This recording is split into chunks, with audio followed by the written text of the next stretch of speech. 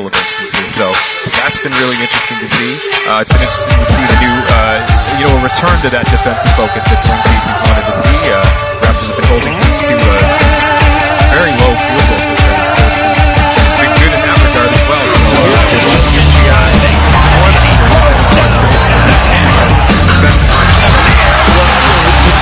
Thus far, and I think for any fan, when you look at the box score, a couple of things stand out. Number one, the turnovers. Now, you can say, a lot of that maybe is combinations that aren't used to playing with one another, but even the other night when I was courtside calling the game with Sherman Hamilton, they had turnovers early in the first quarter, and to me that certainly poses a level of concern that you want to obviously tighten things up. Let's go ahead and get to some questions as we sit here courtside. All right, Matt. One of the big questions that everyone seems to have with this group is this a playoff unit? So, is this a playoff team? So, one of the first questions that's posed to us from JC Tango on Twitter, he's asking, do you feel that as of today, the Raptors, have the pieces to make a playoff run potentially? I look out over then for the white team. We've got Quincy Acey, we've got Chris Wright, Dwight Bikes, we've got Carlos Morais, Terrence Ross, Tyler Hansborough, Austin Day, Landry Fields joining that group as well. Well, it's my pleasure. We have here today 4 quarters, 10 minutes of running time, but you can't go 4 and 19. They do win 30 of the final 59 games, and I think it's a testament to what Dwayne was able to do once the first 23 games were lost. 17 times last year they led in the fourth quarter and eventually lost the game. I think that game almost set the tone for the way that the team performed. I was speaking to Landry Fields when we were in Boston earlier in the week, and he mentioned that same thing. That kind of stuck with him and set a tone. Absolutely. And we know what happened from there after that, with that start. We are courtside here at Casino Rama. Happy Thanksgiving to one and all, and the Toronto Raptors have all taken to the court.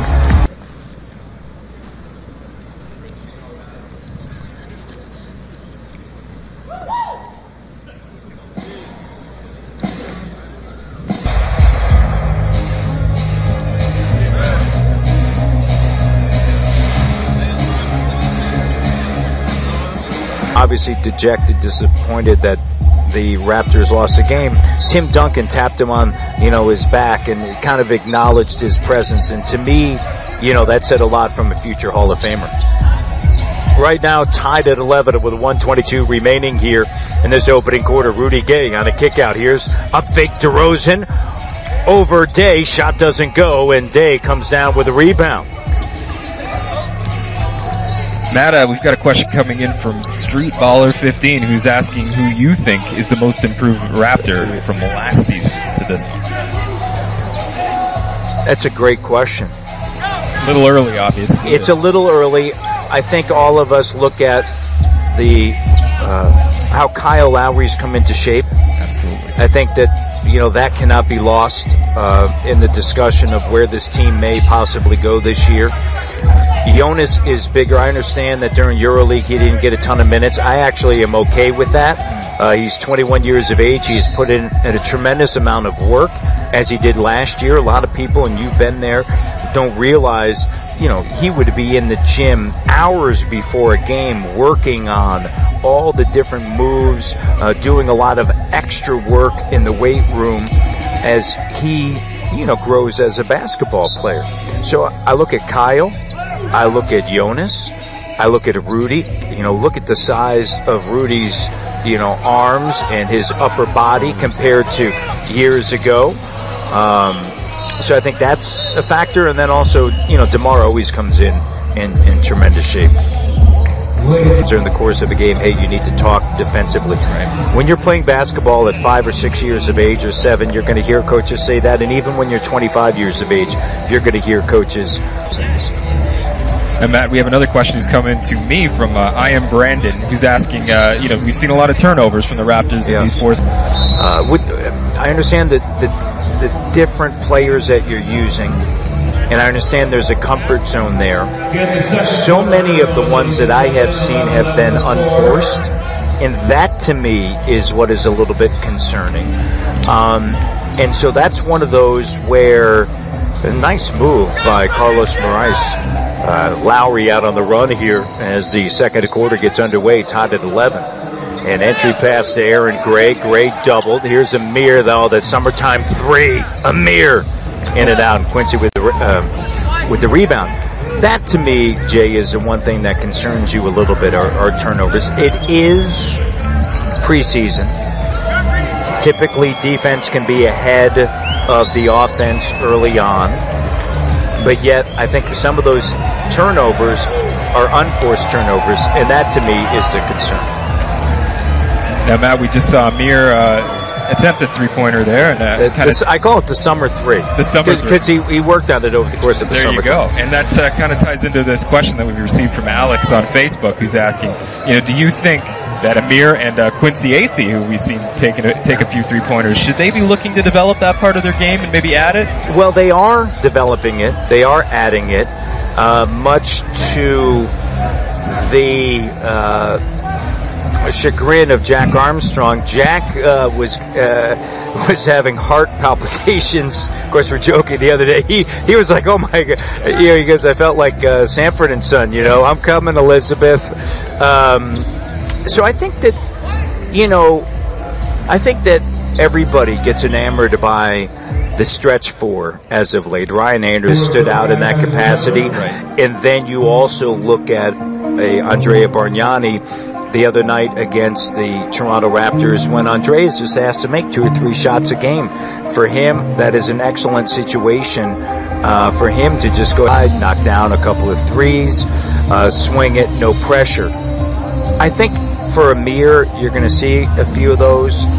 Quincy, I think you'll see a couple of them, but I don't think that it's going to become a complete part of their game. I don't know if you agree with that or not. No, absolutely agree. And, you can definitely tell that Quincy's probably a little more comfortable taking that shot than he was even as early as this summer. We saw him in Summer League, and I wouldn't say it was the most comfortable looking shot for him. And, we've heard Dwayne Casey say he wants to use Quincy as a three in certain situations. Maybe that's a part of his game he does need to develop, but... Well, I think a lot of it too is when you look at the size of Quincy. Quincy is an undersized big man, but what does he provide? He provides energy. And any time that he can expand that game, and more times than not, in talking to coaches, Morais with the 3-shot doesn't go. More times than not, it's the element of the threat of the three. It may not be the three itself. It may just be that, there's that presence out along the three-point line. Stretch the floor. Yeah. We need to respect that defensively, which then opens up another part of the game. Novak, to me, is a tremendous addition to this team as Masai Ujiri looks to change the culture of this team, moving Andrea Bargnani out and bringing in Novak.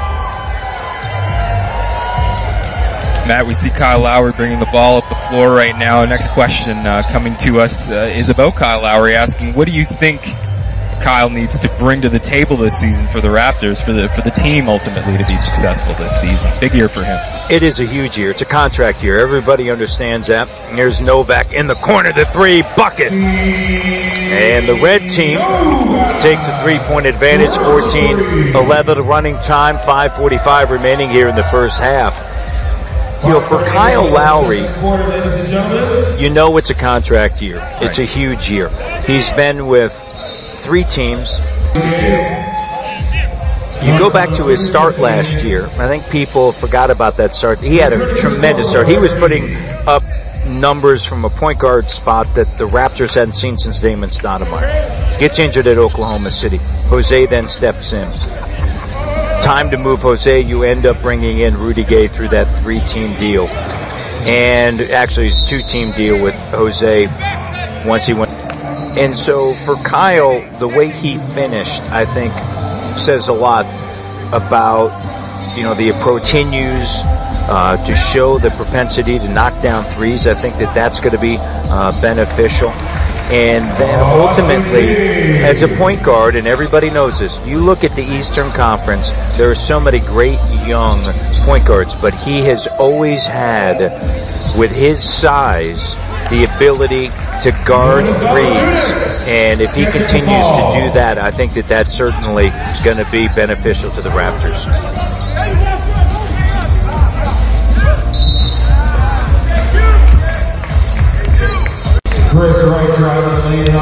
Matt, as we're here in Rama, we've been in Halifax as well, kind of bringing the game to different team, potentially luring young Canadian talent here eventually. A little bit of who the individual is, how much they want to improve as a player. And so, as I just answered that, I said that he is a good guy, and I was adding that to the answer to provide insight to who the man is. No question about it. All right, so here we are with 10 minutes ago, 44-30, with a 5-point advantage. And the white team now grabs a 1-point advantage, 47-46 here at Casino Rama. Lowry. Here's Novak, the 3, bucket. Matt, I like this question asking if you double down on Thanksgiving while you're here. Yeah. Is that the Shark Boy? Yeah. _95. As an American, have you been celebrating Canadian Thanksgiving the past years you've been living in Canada? Ask Matt, #RTZ. Yes. In fact, we had it Saturday night because I was working today. So had the turkey, the stuffing, the cranberry, the mashed potatoes, and then we have, as you know, my wife and I have 3 boys. Hard to believe this is year number 6 we're going into here. Time is flying by. But we also still celebrate American Thanksgiving. We actually celebrate both. And it's a lot of fun. And certainly something that we, when we moved here, felt that it was extremely important to recognize, not only the American holidays that, we grew up as Aaron and my wife and I have grown up with, but then also understanding how important it is that we live now in another country, and it's important for our children to respect and understand the traditions of Toronto, Ontario, and certainly Canada. And so we've been able to do that over the course of the 5+ years, and it's been great. It's been great. And I know you got a couple hockey players at home as well. Yeah, in fact, actually, all 3 of my boys play hockey, and they also play basketball as well. They play soccer. They play all sports. I'm a huge proponent for children to play as many sports as they possibly can to get the exposure and all the sports that they can, as Morais lays it up and through. Because ultimately, I think there's so many great values that you learn from being a part of a team, and those, I think, transcend sport. They go into life, and being a part of a team, the acknowledgement that you have to accept the role, the acknowledgement that you have to sacrifice, possibly individual stats for the greater good of a team. All those things play out in everyday life, and I think for anybody with children, it's always fun, whether it's basketball, soccer, hockey, it doesn't matter the sport, but to be a part of a team sport, I think that there's great value in it. 4 minutes to play, ladies and gentlemen. All right, Matt, we got another question coming to us from the real EJ. Evan is asking, if the Raptors make the playoffs this season, do you think that's enough for Masai to keep this core group together? We've heard both Masai, Tim Lewicki saying, do we want this to be a 7 or 7-11 team, or we want a championship contender? Your thoughts maybe on that? I think a lot of it's going to depend upon what is on the table. Meaning, what are other teams looking at, and who do they want, quite possibly, and does he ultimately believe that he will, down the road, set this franchise up for greatness instead of maybe just getting back to the postseason. So much of the NBA, as you know, when you look through the history of the league, you have to have a couple of, and I call it lucky draft picks. And I think anybody that looks at the Toronto Raptors, they don't get that sense, right? But I will say this. For a 10th overall selection, DeMar DeRozan. For a 5th overall selection, Jonas Valanciunas. To me, you know, that certainly is key. Maybe the year, you know, the lockout shortened year, when you win 23, you know, Damian Lillard and Harrison Barnes, you know, get drafted right before Terrence Ross. But that's just all part of it. You know, I remember talking to Greg Popovich, and he said, look, when we had the #1 overall pick, and they had it twice with, you know, David Robinson as well as Tim Duncan, he said, we were lucky. There is truly a #1 overall player in that draft, a franchise player. And I am one of those that believe that there are only 8 to 10 true franchise-altering players that you can put on any team, and they will elevate them to the next level. Then you have what I describe as your franchise players, and I think here in Toronto, Chris Bosh was one of those players that he's truly a phenomenal player. When I was in Memphis, Pau Gasol to me was that player. He became your franchise player because there's just not enough of them around. But when you add him to other great players, titles do happen. Okay. 134 remaining, and it is 54-51 as the red team regains the lead. Aaron Gray with a rebound, or with the missed shot, and Austin Day with a rebound. Matt, another Rudy Gay question coming to us from, looks like Leah_11. Notice that Rudy's been missing some free throws this preseason. Hasn't exactly been tremendous at the line. Do you think the added weight's kind of caused them to lose maybe some touch? Does that, you know, affect maybe the shooting touch, or is this just maybe preseason and getting back into the rhythm of games? I think a lot of it is just getting the rhythm. I think that some of it has to do with the upper body strength that he added. I think that to me is, you know, one of the things that you look at, because there was a time in this game where people did not want to, you know, work out heavily with your upper body because they felt that it did alter the shot. And real quick too, I noticed that some people think the double underscore, some people aren't getting the double underscore. Yeah, see here, they said, right here, they said, hey Matt. And so another Matt Devlin is getting tweets that are headed. So we'll have to take a look at that. I don't know. Maybe it's a little bit too confusing, the double underscore. There was already a Matt Devlin. And then there was already a Matt _Devlin. And so I just went with a Matt _Devlin. Like Eric I'm not Smith lucky. And Paul Jones. Yes, but I'm not lucky like you where you just at Jason Turk. You know what I mean? Social media Raptors guru. Correct. Yeah, exactly. Thank you. Matt, we were talking about draft. Here's another good one. JC Tango getting another question in.